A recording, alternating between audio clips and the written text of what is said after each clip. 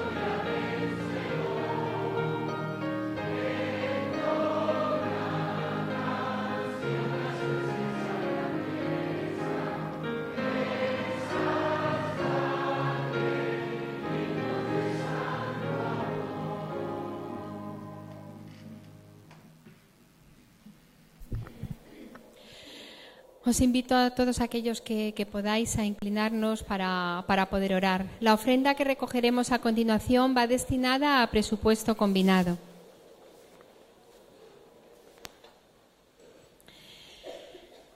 Amoroso Padre, nuevamente venimos a ti pidiendo que tu Espíritu, Señor, esté en este lugar. Queremos darte la gloria que tú mereces, Señor, y para eso nos postramos ante ti solamente. Queremos pedirte de una forma especial por las palabras que el pastor tendrá a continuación, Señor, que puedan calar en nuestro corazón, que puedan calar en nuestra mente para que se pueda producir un cambio en nuestra forma de actuar, en nuestra forma de comportarnos, Señor, para hacer solamente lo que tú deseas. Queremos pedirte de una forma especial también por los enfermos que están en nuestro corazón y que tú conoces, Señor, y que tú los amas mucho más que nosotros porque tú los has creado. Nos acordamos en especial de Rosy, Señor. Dale la paz que ella necesita, así como a su esposo. Señor, si es tu voluntad, pon la sanidad en su vida. Queremos pedirte también por la ofrenda que en estos momentos será recogida. Multiplícala para que pueda suplir cada una de las necesidades de tu Iglesia. Quédate con nuestras familias donde quiera que estén. Dales también la paz que cada uno necesita. Y danos el deseo, Señor, y pon en nosotros el deseo de tener una comunión diaria y constante contigo. Por Jesús, amén.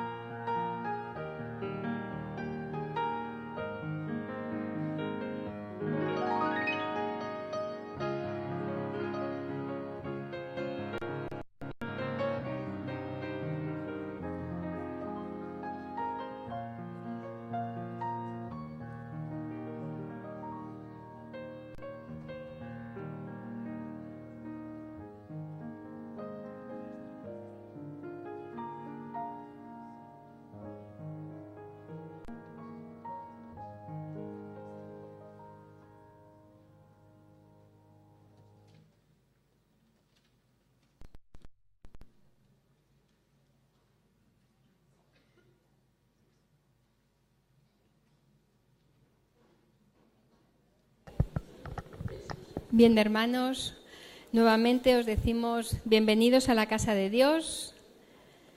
Nos sentimos felices de este segundo sábado que hemos comenzado en este año 2015.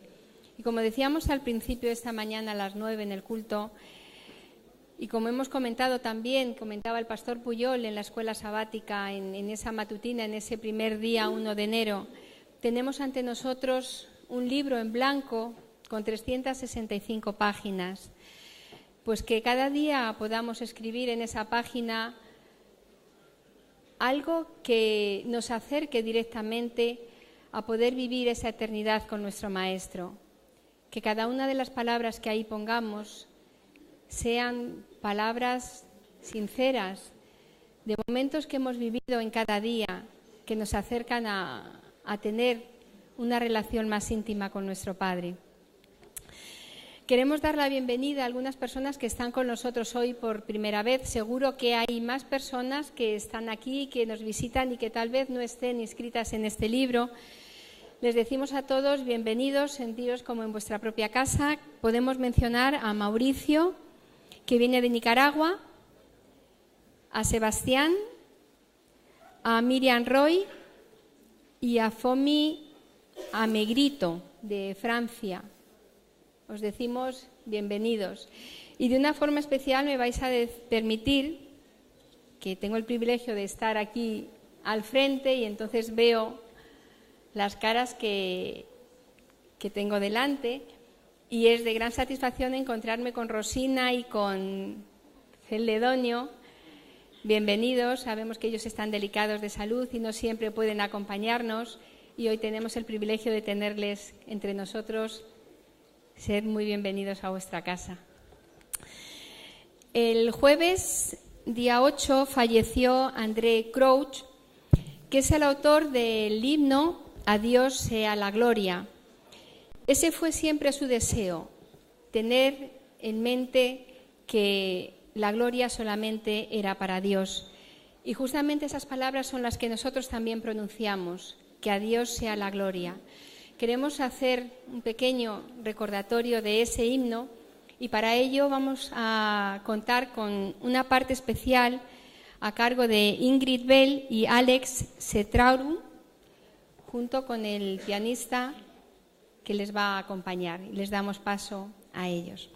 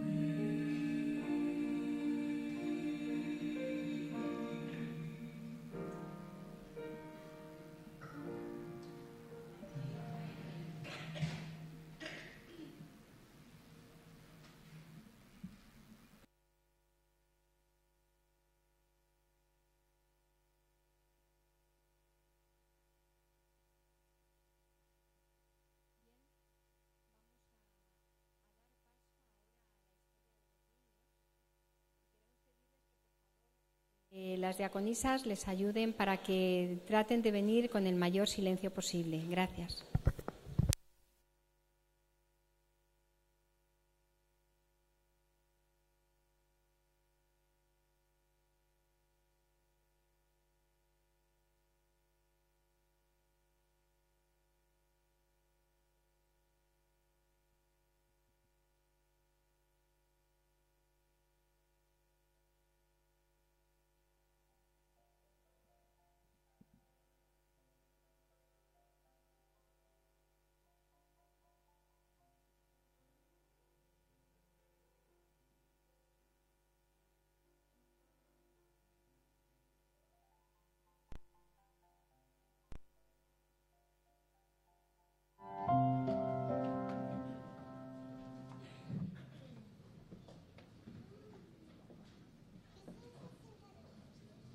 Sí. Buenos días, mis niñas. ¿Qué tal? ¿Bien? ¿Sí? ¿Veréis lo que traigo aquí? Tomates, ¿verdad? Les voy a contar una historia que va de tomates. ¿Sabéis? ¿Dónde crecen los tomates? Con una planta grande, ¿verdad? Vale, pues veréis. La familia Gutiérrez eran agricultores, les gustaba mucho el campo. Entonces tenían su siembra de tomates. Habían trabajado mucho para tener un campo enorme con esos tomates. ¿Sabéis qué pasaba? Que ese año había sido bendecido y las plantas habían crecido mucho, y ya tenían flores. Iba a ser una gran cosecha. Si lo vendían, tenían dinero para todo el año, para su comida, para su ropa, calzado, para todo lo que necesitaba en ese año. Un día el padre salió a ver el campo, a ver qué pasaba, cómo estaba todo, ¿no? ¿Y sabéis qué pasó? ¿Qué creéis que encontró? En un rincón encontró una familia, se podría decir, de oruga. Uy, ¿sabéis lo que es la oruga? ¿Y sabéis que tiene mucha hambre? ¿Y sabéis que come mucho? Sí. Pues se habían ido al campo del agricultor de la familia Gutiérrez. Uy, el padre. Ahora se fue corriendo donde la madre, a la familia. Y la madre salió corriendo a ver. ¿Y sabéis qué? Que cuando salió la madre, ya no era un grupillo, era un ejército enorme de orugas. Uy, si entraba a su campo, ¿qué pasaría con la planta? No, que se la comerían y no quedaría ni una brizna siquiera verde. ¿Y qué pasaría con el dinerillo que iban a tener para todo el año? ¿Qué pasó? Los niños que también habían trabajado mucho ayudando a su papá a preparar la tierra, a coger y hacer los huecos para sembrar las plantas, para que luego creciera el tomate. ¿Qué nos va a poder ayudar? No podemos matarlas, porque claro, cada minuto crecen más las orugas. ¿Qué hacemos? María, la niña, le dijo a papá, ¿y por qué no pedimos la ayuda a Jesús? Y el padre dijo, sí, pero ¿crees que podrá ayudarnos en este momento? ¿Qué creéis vosotros? ¿Vale? Entonces María le dijo al padre, recuerda que en algún lugar de la Biblia dice que Él va a responder por nosotros ante los devoradores. ¿Y sabéis? Fue María corriendo a buscar su Biblia y la cogió, así como esta, y buscó hasta encontrar, ¿sabéis en dónde? En Malaquías 3, 10, 11, y leyó en voz alta, traed los diezmos a la folí para que haya alimento en mi casa, y probadme ahora en esto, dice Jehová de los ejércitos, si no os abriré las ventanas de los cielos y derramaré sobre vosotros bendición hasta que sobreabunde. Reprenderé también por vosotros al devorador y no os destruirá el fruto de la tierra, ni vuestra vid en el campo será estéril, dice Jehová de los ejércitos. Uy, qué promesa dio, ¿verdad? Y María le dijo, papá, si Dios no lo ha prometido, pues lo hará. Vamos a orar. Entonces el padre dijo, pues tienes razón, María, vamos a orar. Y ¿sabéis? Oró primero papá, luego mamá y después los niños. Pidieron que el Señor les ayudara en ese momento, porque si no, su campo, todo su trabajo sería devastado por esas hambrientas orugas. De pronto, cuando dejaron de orar, ¿sabéis qué pasó? No, vino un mirlo volando y cogió una oruga.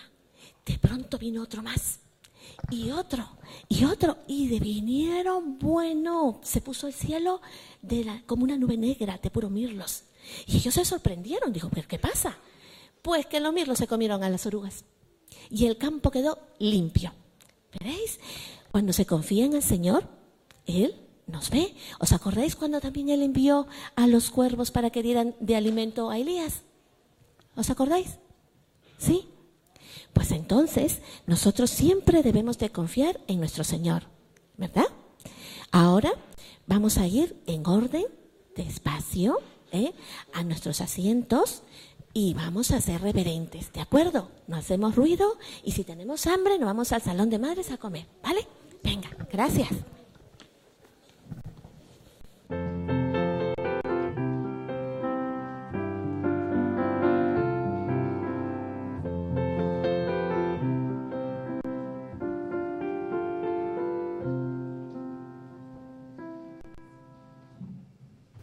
Os invito a que busquéis en vuestras Biblias, en el libro de Lucas, en el capítulo 15 y los versículos del 4 al 7. ¿Qué hombre de vosotros, teniendo 100 ovejas, si pierde una de ellas, no deja las 99 en el desierto y va tras la que se perdió hasta encontrarla? Y cuando la encuentra, la pone sobre sus hombros gozoso, y al llegar a casa reúne a sus amigos y vecinos diciéndoles: «Gozaos conmigo porque he encontrado mi oveja que se había perdido». Os digo que así habrá más gozo en el cielo por un pecador que se arrepiente que por 99 justos que no necesitan de arrepentimiento. Que Dios bendiga la meditación de su palabra.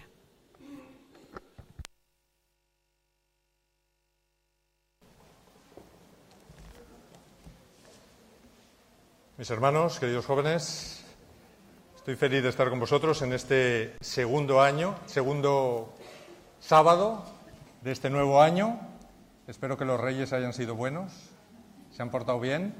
¿Sí? Bueno, y os deseo que tengáis un muy feliz año 2015, muy bendecido y lleno de buenos propósitos, que es lo que se suele hacer cuando se empieza un año nuevo. Así es que ojalá el Señor os dé fuerzas a todos, ánimo, para que podáis cumplir esos propósitos que cada uno ha hecho en su vida con el Señor, espiritualmente, que creo que es lo más importante, sobre todo teniendo en cuenta los tiempos en los que estamos viviendo. Y que Dios le dé mucha salud a nuestro pastor. Gracias, Antonio. A vosotros también.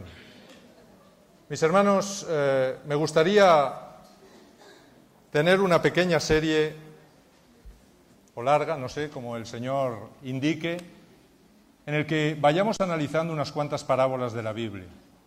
Creo que las parábolas que dijo Jesús tienen un mensaje trascendente para nosotros, vital, tienen una profundidad que en una lectura superficial no se puede alcanzar todo lo que una parábola quiere enseñarnos. Así es que es bueno que vayamos revisando esas parábolas que fueron trozos de sabiduría condensada que el Señor Jesús preparó para todos nosotros, para todos los tiempos, y especialmente para este tiempo. Hay 3 parábolas que llenan el capítulo 15 de Lucas. La primera es la parábola de la oveja perdida, la hemos leído, la parábola de la dracma perdida y la parábola del hijo pródigo o el hijo perdido que fue recuperado finalmente. Salvo la de la oveja perdida, que aparece también en Mateo, las otras dos son originales de Lucas. Y digo son originales porque es el único que las cuenta o que las menciona. En las tres, uno se pierde, pero siempre es hallado. Y esto es hermoso, mis hermanos, saber que aunque nos perdamos, siempre, si lo deseamos, podemos ser hallados. El Señor nos va a buscar sin cansarse, constantemente, toda nuestra vida, para finalmente, ojalá, le dejemos que nos halle y que Él pueda llevarnos sobre sus hombros a la tierra nueva. Así es que es hermoso que Jesús contara estas tres parábolas donde finalmente uno se pierde, pero es hallado. En la primera es hallado por un hombre, un pastor. En la segunda, una dracma se pierde y una mujer es quien la halla. Y finalmente, en la tercera parábola, un hijo se pierde y el padre lo halla. En las tres se regocijan en la casa finalmente y hacen fiesta por esa persona que estaba perdida y se volvió a recuperar. Fijaros que el protagonista de la primera parábola es un pastor que busca a su oveja perdida. La oveja se ha perdido, no sabemos por qué, no sabe ni que está perdida posiblemente, pero seguramente está herida, magullada, mal, no sabe regresar, hay que ir a buscarla. Y ahí va el buen pastor a buscar a esta oveja. ¿Quién es ese pastor? ¿Quién creéis que primariamente representa a ese pastor? A Jesús. Jesús dijo de sí mismo en Juan 10:11, yo soy el buen pastor. Y el buen pastor da su vida por las ovejas. Así es, claramente, la primera acepción que tiene ese pastor es Jesús. El protagonista de la parábola del hijo pródigo, ¿quién es? Es el Padre. Así es que Jesús es el primer protagonista y en la última parábola tenemos al Padre como protagonista. Es el Padre que corre al encuentro del hijo perdido y lo restituye, lo viste, lo calza, lo hace entrar, le pone el anillo de sellar documentos de la familia de nuevo en su mano, cuando era un hijo que se había gastado toda la herencia del padre, estando el padre en vida, algo absolutamente bochornoso para aquella época, y que luego ese padre corra al encuentro de ese hijo, era realmente un escándalo inadmisible en aquella época. Pero Dios es así. Dios nos ama, y Dios nos ama a pesar de nuestros errores, nuestros defectos, nuestros fallos, y siempre saldrá a buscarnos, siempre buscará encontrarnos, siempre haya pasado lo que haya pasado en tu vida, el Señor estará mirando a ver si regresas. Y vemos que Jesús no se queda solo mirando a ver si regresas, sale a buscarte. Jesús siempre saldrá a buscarnos. Y el tercer protagonista, lo he dejado para el final, el de la dracma perdida, es una mujer. Es interesante, mis hermanos, que Lucas siempre que habla de un personaje masculino, a continuación, fijaros, hablará de un personaje femenino. Siempre es el evangelista que más mete a la mujer dentro de su historia. Siempre que hay un personaje masculino, siempre pondrá un personaje femenino a continuación. ¿Por qué?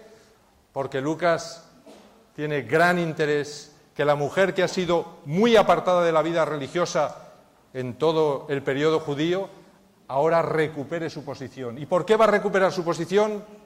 Porque gracias a Cristo, ya no hay divisiones ni separaciones. Cristo nos ha hecho uno, iguales ante el cielo, iguales ante la salvación. Y Lucas quiere dejar bien patente ese detalle. Así es que una mujer es quien encuentra la dracma perdida. Hay muchos estudiosos que han querido ver en esta mujer una representación de la obra del Espíritu Santo, que constantemente y diligentemente busca a todo aquel que se pierde.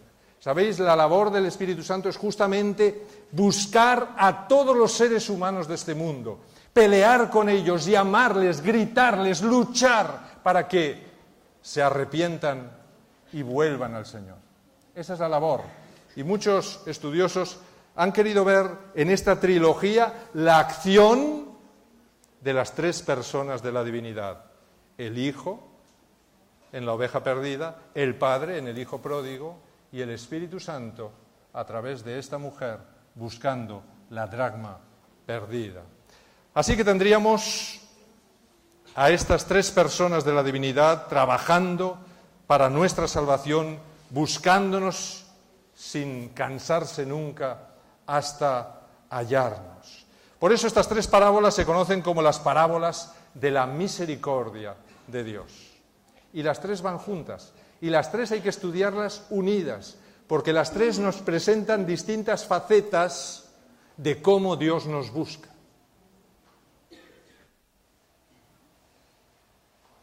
Hay una progresión en estas tres parábolas. De 100 ovejas, una se pierde. De 10 dracmas, una se pierde.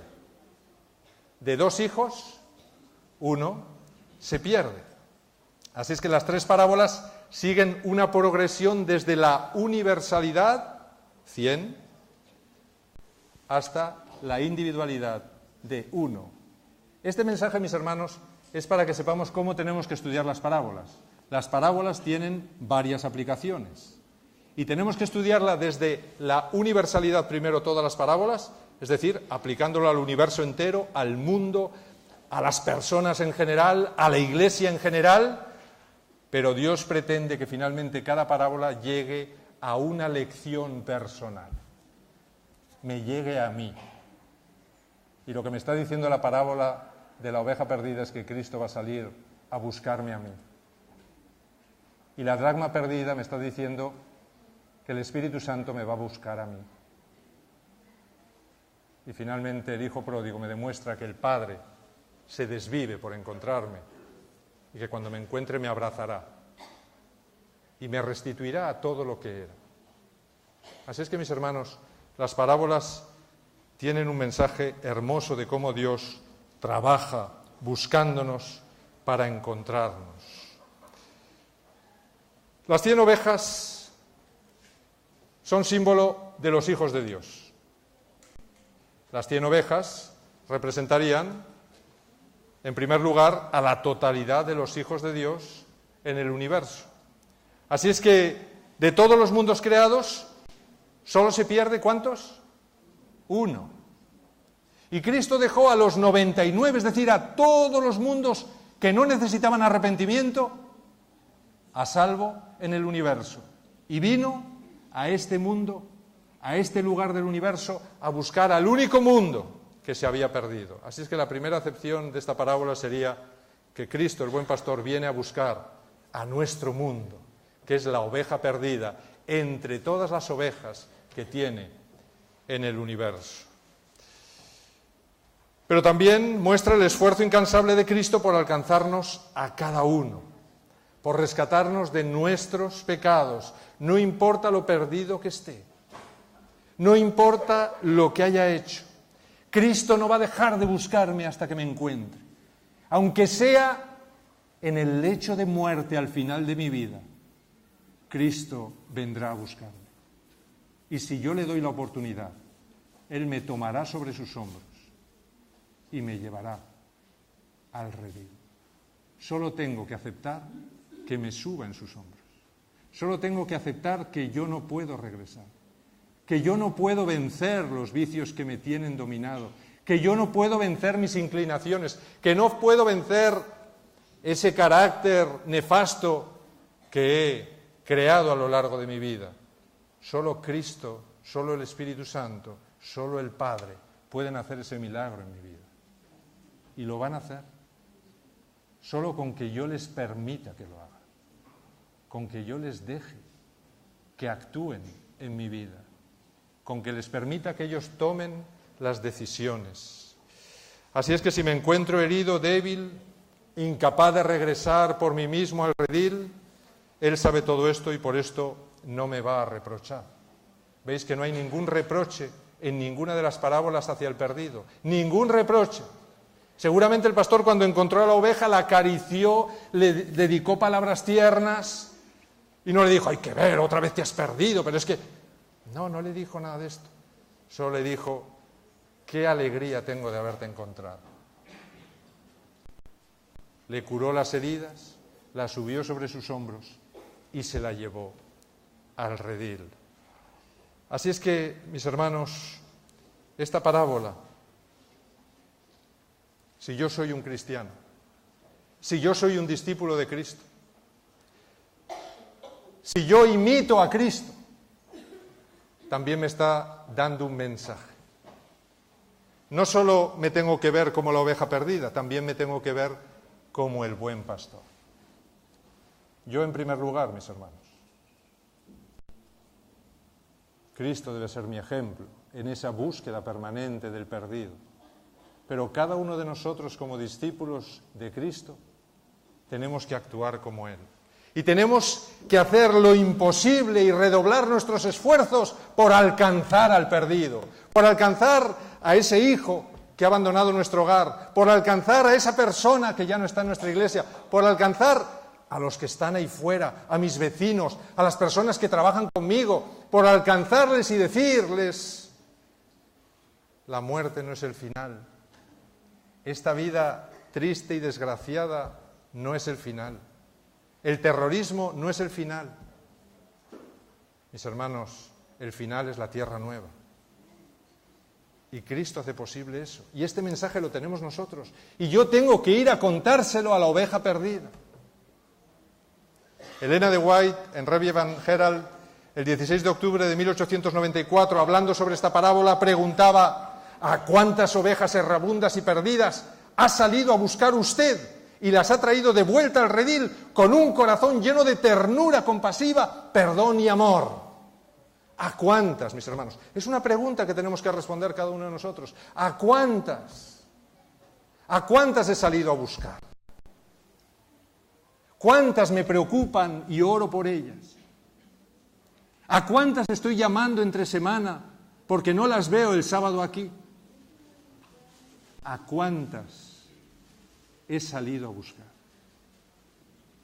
Es labor de todos. También es labor vuestra, jóvenes. Es labor de todas las edades. Es lo que Jesús nos enseñó. Y os digo una cosa, si esa preocupación no nos deja dormir, entonces algo falla en nuestro cristianismo.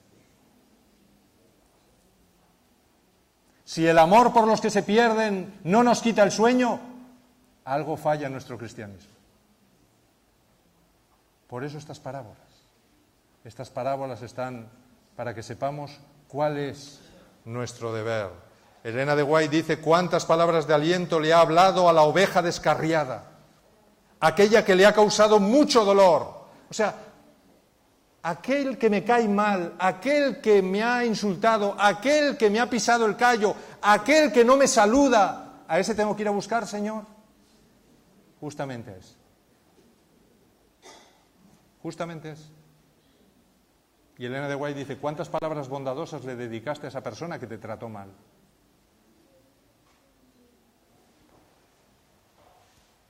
¿Ha pronunciado usted palabras amables de esperanza, ánimo y perdón mientras regresaba al hogar llevando al extraviado sobre sus hombros, alegrándose a cada paso y exclamando, gozaos conmigo porque he encontrado mi oveja que se había perdido? Es un buen propósito para este nuevo año. Pensemos en alguna oveja perdida. Seguro que todos conocemos más de una. Oremos por ella. Llamémosla. Invitémosla a comer a nuestra casa. Invitémosla a que nos acompañe a la iglesia, a alguna reunión especial.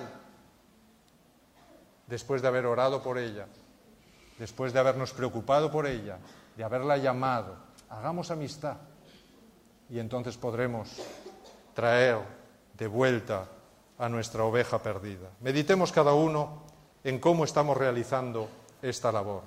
Pero en esta mañana me gustaría centrarme, mis hermanos, en la parábola de la dracma perdida. No voy a tocar, por supuesto, la del hijo pródigo, porque es una parábola que merece más de un tema. En Lucas 15, versículos 8 al 10, dice: «¿O qué mujer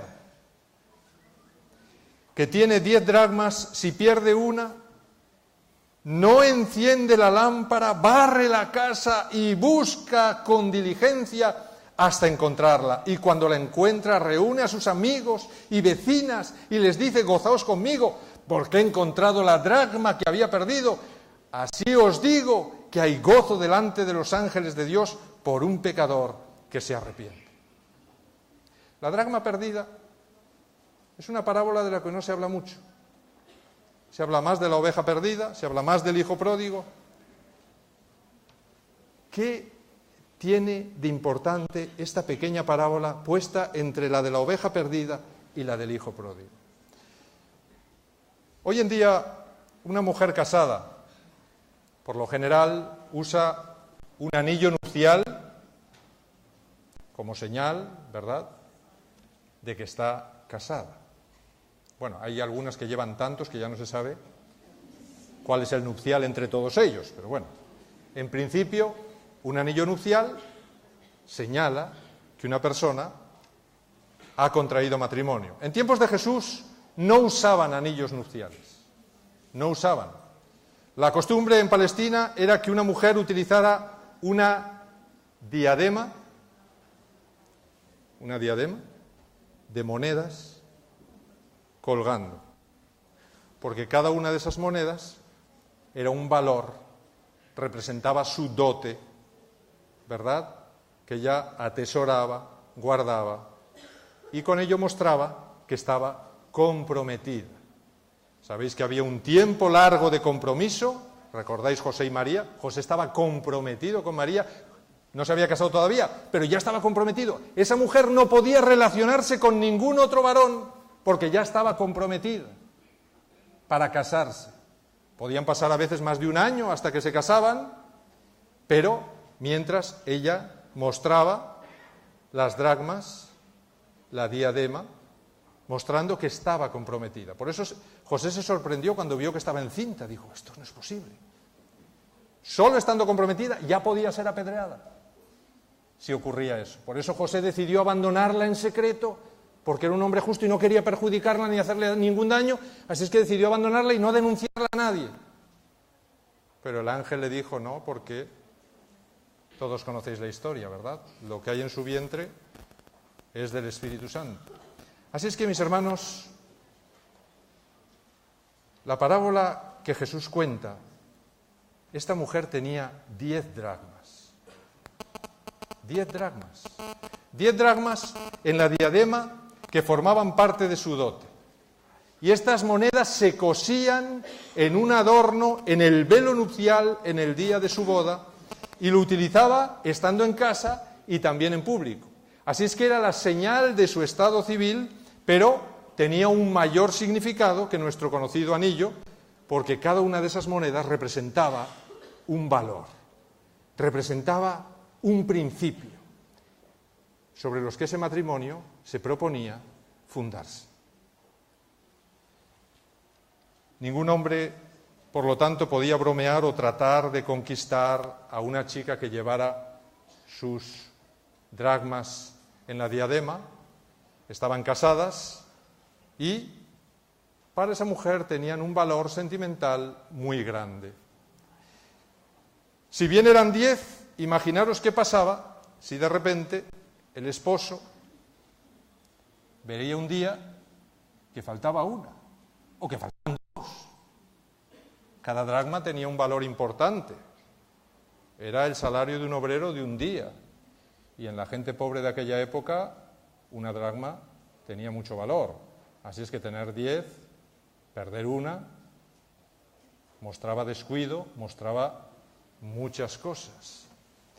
Sabéis que en aquella época una mujer sin cubrirse era igual que llevar una etiqueta de mala vida. Lo mismo ocurría con las dracmas. Una mujer que se cubría, que llevaba velo, que llevaba las dracmas, señalaba que era una mujer comprometida. Hemos dicho que algunos estudiosos ven en esta mujer una representación del Espíritu Santo. ¿Sabéis? La labor del Espíritu Santo está íntimamente ligada a la Iglesia. Porque es que la mujer en la Biblia también representa la Iglesia, el pueblo de Dios. Fijaros que el Espíritu Santo es quien dirige a la Iglesia, es quien la impulsa desde el Pentecostés en su misión de predicar y buscar a los perdidos. El Espíritu Santo es quien reparte los dones como Él quiere a cada miembro, es quien nos convence de pecado, nos impulsa al arrepentimiento, nos lleva a los pies de Cristo. Es decir, sin el Espíritu Santo la Iglesia no funcionaría, la Iglesia desaparecería. Por lo tanto, la Iglesia y el Espíritu Santo están íntimamente ligados. ¿Recordáis que en los 7 brazos con los cuales se abre el Apocalipsis, entre los cuales Jesús camina, al final del capítulo 1 me dice qué son los 7 brazos? ¿Qué son los 7 brazos de ese candelabro? Dice que son las 7 iglesias. ¿Pero qué sostiene el candelabro arriba? Cada brazo del candelabro sostenía una lámpara que tenía que estar luciendo, ¿verdad? Y cuando nos vamos a Apocalipsis 4:5, me dice que son las 7 lámparas que hay arriba del candelabro. ¿Y qué me dice que son las 7 lámparas que hay arriba del candelabro? Dice que son los 7 espíritus de Dios. Así es que el candelabro es la Iglesia, las lámparas representan el Espíritu Santo la Iglesia, están íntimamente ligados en un solo mueble. Y Jesús se mueve entre ellos. Todo esto me indica que no hay contradicción en ver en esta mujer la labor del Espíritu Santo y la Iglesia, porque realmente funcionan a la par, funcionan como una misma cosa. Porque todos sabéis, mis hermanos, que tanto en el Antiguo Testamento como en el Nuevo Testamento, la mujer, como he dicho antes, representa siempre al pueblo de Dios. Siempre. Con sus altibajos, con sus problemas, con sus pecados, pero siempre es el pueblo de Dios. E incluso en las épocas más tristes y nefastas de la historia cristiana, Dios ha representado a su Iglesia por un brazo del candelabro completamente de oro. ¿Quiere esto decir, mis hermanos, que Dios no ve cómo somos, sino cómo podemos llegar a ser? Y además Dios se fija en el remanente que tiene en medio de esa Iglesia, que a lo mejor es un desastre, pero hay un remanente fiel, un remanente que realmente está buscando a Dios. Así es que ese remanente está representado en ese candelabro completamente de oro, que representa el carácter y representa, mis hermanos, lo que el Espíritu Santo quiere hacer en nuestras vidas. Por lo tanto, en Apocalipsis 19,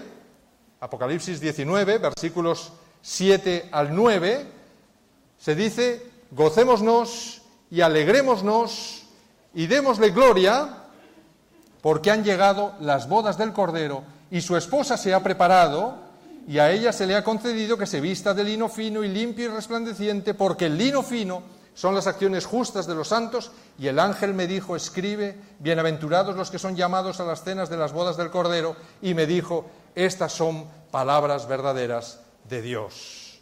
Por lo tanto, mis hermanos, ¿con quién se va a casar esta mujer? ¿Con quién se va a casar? ¿Con quién se casa esta mujer que ahora está prometida? ¿Con quién se casa? Se casa con Cristo en persona en la segunda venida. ¿De acuerdo? En las bodas del Cordero.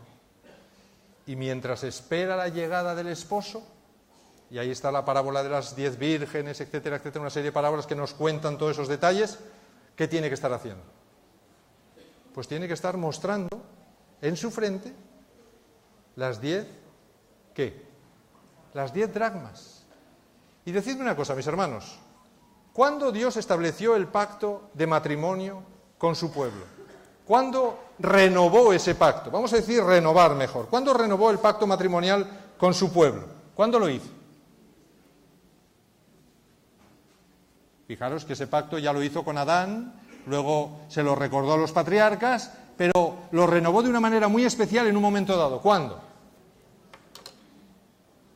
Su prometida había caído en la esclavitud, 400 años en la esclavitud, y ahora viene el esposo y la saca de Egipto la hace cruzar el Mar Rojo, que Pablo dice que fue todo el pueblo bautizado en el Mar Rojo, y finalmente lo lleva al desierto, allí, al lado del monte Sinaí, al pie del monte Sinaí, y ahí ¿qué hace Dios? ¿Qué le dice? Mira, yo te he liberado de la esclavitud, eres una esclava, pero te he liberado porque quiero casarme contigo. Y tenéis profetas como Ezequiel y otros profetas que describen este pacto matrimonial de una manera fantástica y espectacular. Quiero casarme contigo. Y mira, estos son las bases de nuestro matrimonio. ¿Cuáles son las bases de nuestro matrimonio? Las únicas palabras que Dios pronunció con su boca y escribió con su dedo de toda la Biblia. Los 10 mandamientos. Curiosamente, el mismo número de dracmas. 10. Así es que, a partir de ese momento, Dios le dijo, ¿quieres? ¿Y ella qué dijo? Sí quiero. Lo dijo. ¿Lo haréis? Dijo Dios. ¿Cumpliréis esto que os propongo para nuestro matrimonio? ¿Y qué dijo el pueblo? Lo haremos. Luego fracasaron, pero Dios se mantuvo fiel al pacto y sigue buscando y buscando y buscando y buscando a su iglesia, aunque esta iglesia muchas veces se ha prostituido con otros amantes y también ha perdido dracmas. Y Jesús dijo que especialmente esta mujer había perdido una dracma. Había perdido una dracma, mis hermanos. ¿Qué quiere decir todo esto? Pues recordad que ¿dónde debían conservarse los 10 mandamientos? ¿Dónde guardaron esas tablas de la ley? ¿Dónde las guardaron? En el Arca de la Alianza, que estaba en el lugar santísimo, que era el único lugar donde entraba el sumo sacerdote una vez al año para hacer expiación en el día de las expiaciones. Y nos recuerda el gran juicio final, donde Dios analizará quiénes han sido fieles al pacto matrimonial. Quiénes, por encima de todo, anhelaban esas bodas del Cordero. Quienes por encima de todo han procurado mantenerse, ¿cómo? Fieles, vírgenes, todas esas imágenes que nos presenta la Biblia, ¿verdad? De esas mujeres manteniéndose fieles, esperando al esposo. Y sobre todo, para demostrar que se han mantenido fieles, tenían que mantener, ¿qué?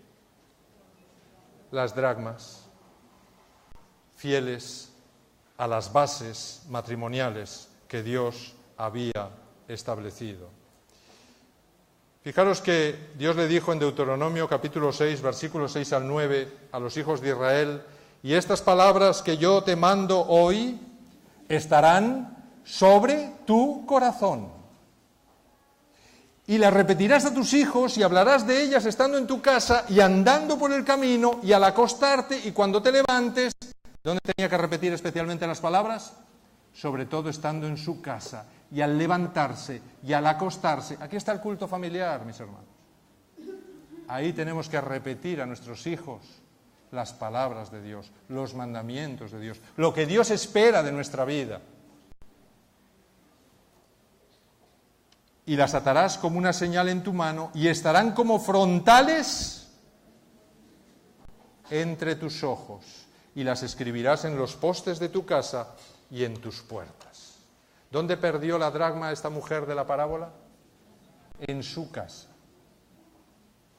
Así es que en la casa de esta mujer pasó algo. Y ella perdió una dracma, por descuido. Ella perdió un mandamiento de Dios. Perdió un mandamiento de Dios, mis hermanos. Decidme una cosa. ¿Qué es el pecado?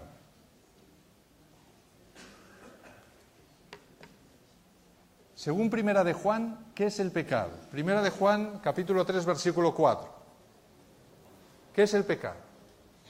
Es la infracción de la ley. Dice, porque todo aquel que comete pecado e infringe también la ley, pues el pecado es la infracción de la ley.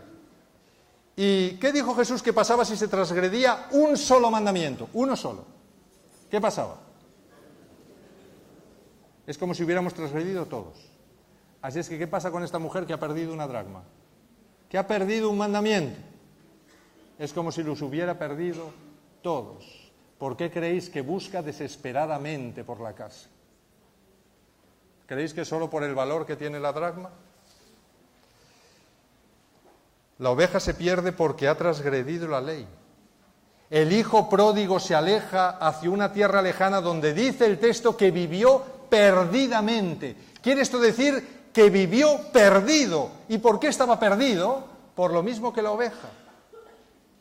Porque se había alejado del Padre y había decidido no hacer la voluntad de su Padre. Así es que vivió perdido en sus pecados. En la parábola se nos dice que la mujer había perdido su moneda en su propia casa en un momento de oscuridad. ¿Es un momento de oscuridad? ¿Por qué sabemos que había perdido la moneda en un momento de oscuridad? Tuvo que encender la luz. Luego, si tuvo que encender la luz, quiere decir que no veía bien, que no se veía bien. Y cuando enciende la luz, se da cuenta que hay mucha porquería. Se da cuenta que la casa está llena de polvo y de cosas por allí tiradas, y entonces se pone a barrer por todos los rincones, intentando ver dónde está esa dracma, debajo de cuánta basura ha quedado enterrada esa dracma en los momentos de oscuridad que hubo en su vida. Es decir, mis hermanos, si esta mujer representa una iglesia, ¿en qué momento la iglesia cristiana perdió un mandamiento? ¿En qué momento la iglesia cristiana de los 10 abandonó uno? Sobre todo uno, abandonó más, pero sobre todo uno. Y sigue abandonado y perdido para la mayoría del cristianismo.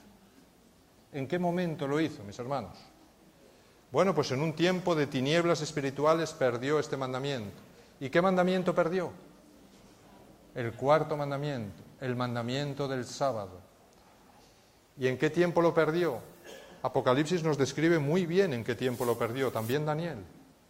Apocalipsis capítulo 6, versículos 5 al 6, nos describe a través del caballo negro. Cuando se abrió el tercer sello, oí al tercer ser viviente que decía: ven y mira, y miré y aquí un caballo negro. Y el que lo montaba tenía una balanza en la mano, y oí una voz de en medio de los 4 seres vivientes que decía: 2 libras de trigo por un denario, y 6 libras de cebada por un denario, pero no dañéis el aceite ni el vino. ¿Quién es este caballo negro?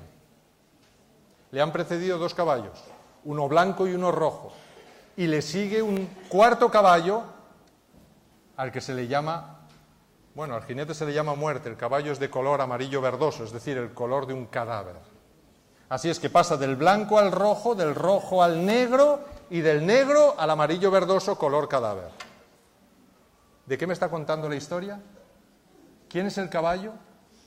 El caballo es la iglesia. Y quien cabalga el caballo es quien dirige la iglesia. ¿Cómo comenzó cabalgando el caballo? ¿De qué color era? Blanco. ¿De qué color van vestidos los redimidos en el cielo? De color blanco. ¿Quién cabalga el primer caballo? Cristo en persona cabalga el primer caballo. ¿Cómo es que este caballo se volvió rojo? Bueno, todos conocéis la historia. Después del año 100, las grandes persecuciones del Imperio Romano, ¿verdad?, hicieron que aquel caballo se tiñera de sangre. El jinete llevaba una enorme espada. Pero en el 313 se acabaron las persecuciones. Subió Constantino al trono. El paganismo entró en la iglesia. Se mezcló todo. Satanás se coló en la iglesia. Dejó de matar cristianos y dijo: me voy a sentar en los bancos de la iglesia y desde ahí haré mi obra. Y así lo hizo. Y entraron las tinieblas en la iglesia. Por eso el caballo se volvió negro. Y la iglesia se degeneró hasta tal punto que el siguiente caballo se presenta como un caballo cadáver. Y dice que el sepulcro lo seguía. Quiere decir que quien comulgara con esa iglesia no alcanzaría salvación, sino que la muerte sería su final.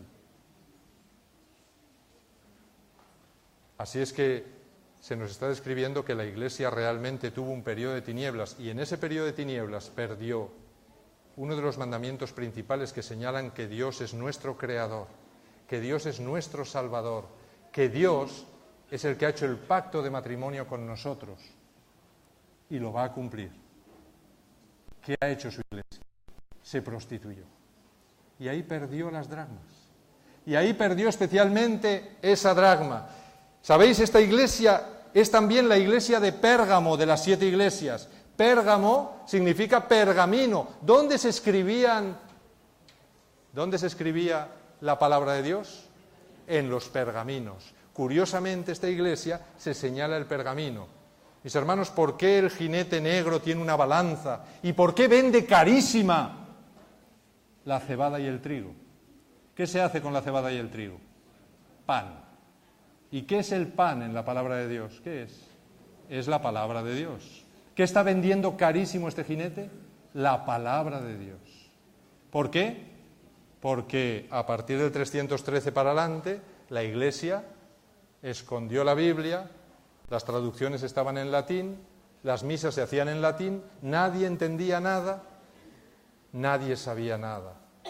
Luego las tinieblas invadieron la casa. Porque ¿qué es la lámpara que saca la mujer de la parábola? ¿Qué es la lámpara? Lámpara es a mis pies, tu palabra. Así es que hubo tinieblas espirituales porque este jinete está vendiendo carísima la palabra de Dios y la gente está pasando hambre de la palabra de Dios. La cebada es el Antiguo Testamento, el trigo es el Nuevo Testamento. Y quería también atacar al Espíritu Santo, el aceite y también la intercesión constante de Cristo en el vino representado ahí. Pero el trono le dice, no podrás hacer esto. Vas a dañar la Biblia durante un tiempo, pero no vas a dañar mi constante intercesión, mi constante búsqueda de los seres humanos. Fijaros lo que le dice a Pérgamo en el capítulo 2 de Apocalipsis, versículos 12 al 16, dice, escribe al ángel de la iglesia en Pérgamo, el que tiene la espada aguda de 2 filos, dice esto. ¿Qué sale de la boca de Cristo en esa amonestación que le hace a esa iglesia? ¿Qué sale? Una espada de 2 filos. ¿Qué representa la espada, mis hermanos, en la armadura de Pablo? ¿Qué representa?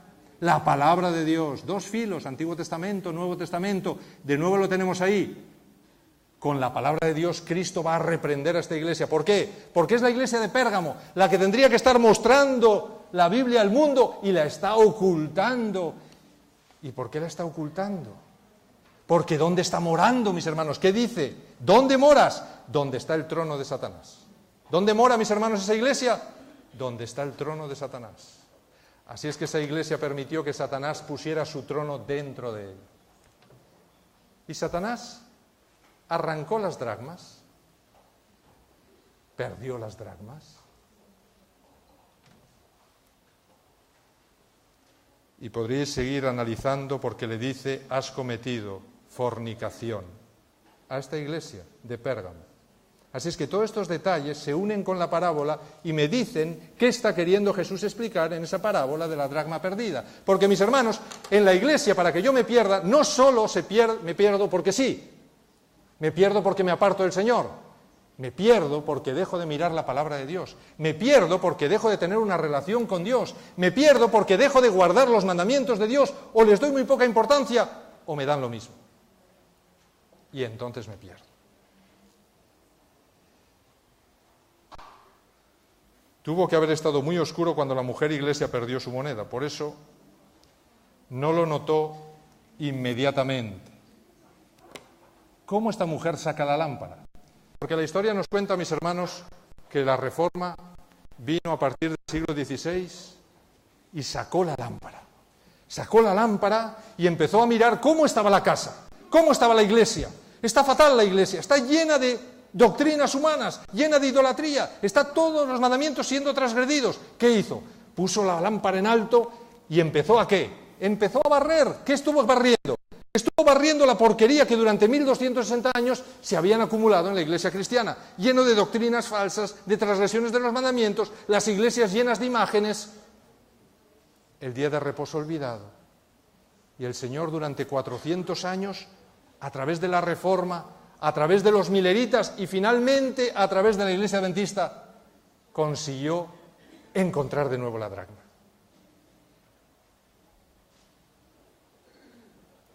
Y la Iglesia Adventista restituyó esa dracma a su sitio original.